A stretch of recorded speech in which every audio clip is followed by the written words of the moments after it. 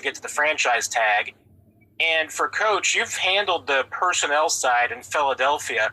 Just curious, what's your take on how Brett has handled this offseason and how difficult is it to just juggle the cap and do the things that he's done to keep this group together? Well, look, I mean, we would have loved to get something done last season. I think that, when you have a player as talented as Chris, I mean, the sooner you can get something done, the better. What I do think, it's a great example of Chris's maturity as a person and as a pro. As you mentioned, Chris wanted to get something done. We weren't able to do that last year. And in addition to that, we felt going into last offseason, losing Justin Houston and D Ford, we had to add another elite playmaker to go along with Chris, and we did that. So we trade a pick, we get Frank, and we give Frank a contract. We want to do something with Chris. We can't get it done. But there was always communication that, we'll get something, just be patient. It would have been very easy for Chris, to show up late or, to complain. But Chris was dedicated to this team. He wanted to win a Super Bowl. And the really cool thing, Coach and I talk about all the time, how is Chris going to handle the first few weeks of practice with Frank and being a little disappointed. And within a few days, I remember being at training camp last year and seeing Frank and Chris just hit it off. And I said, this is going to be pretty cool because Frank Clark has a lot of respect for Chris Jones because he knows how good he is. And Chris has a lot of respect for Frank. So now we're here a year later. Both these guys have been secured by the Chiefs. And again, it's a special relationship those two have. And now that we're able to both compensate them for their services on the field is a cool deal for us. And now they can just go out there and do what they do. Yeah. So why don't you go ahead and ask me that same question that you had there so everybody hears it one more time. Yeah, you've handled the personnel side before in Philadelphia. Yeah. Just how difficult is it to do what Brett did this offseason with juggling the salary cap and getting all of these guys back this year? Yeah, no, listen, I think Brett's done a phenomenal job with it. And I think you guys have got to know him now and that relentless personality. Nothing's impossible. It's positive.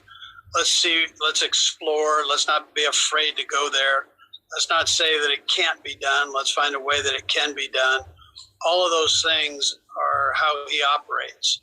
And that again ends up being something that is contagious with people that are around him. So everybody feeds off of that energy. And that's what's made this whole thing really possible. I mean, I think if you looked around the league, people are going to say, how in the world did they get this done? Well, relationships, relentless work, planning in advance, not waiting to the moment to do it. But I mean, he's been on top of this for a while, and then he got thrown this curveball with the pandemic, which it's not a right now thing. It is right now, but it's also something that affects the future. So he's been relentless on finding a way to get it done where it's not going to kill you down the road with deals. And so there's been a lot of man hours that he's put into this. So my hat goes off to him. I've seen how these things work, and I was around two of the best in the business in Philadelphia that worked with the cap, and so was Brett. I mean, he was around those guys too, and but just the job that he's done here has just been tremendous, along with his guys. But he's the leader of that. All right, guys, we've got Dave Schröder to close us out, and then we're going to let Coach and Brett jump off the call here. Go ahead, Dave. Hey, Brett. First for you, we've seen some monster contracts for defensive tackles here in the last couple of years with Aaron Donald, obviously, Fletcher Cox. Is that a sign of just maybe the scarcity of like really elite interior pass rushers? And then for Coach Reid, after that, if you could just maybe touch on kind of what your plan for the week is with rookies able to finally report today. Yeah, I think you're absolutely right. I think it is a result of the scarcity of the position. There's very few all-around defensive linemen that come out every year.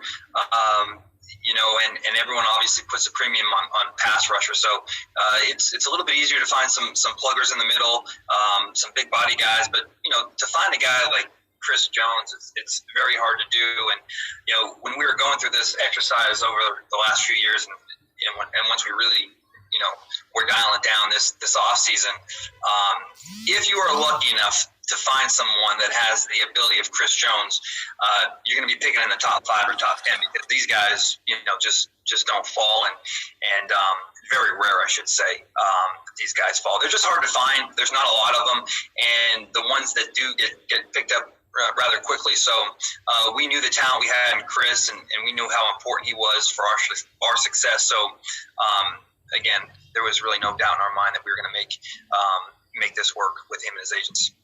I cut out for a minute there. Who asked the question? Dave Scretta. Dave? Okay. So I think I heard the question. So what's going on now was a question with the rookies. Is that right? Yeah. Okay. Yeah, the plan for this week. Guys report. Yeah.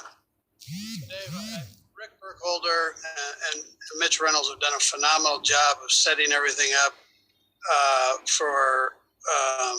to try to be COVID safe and the best we possibly can.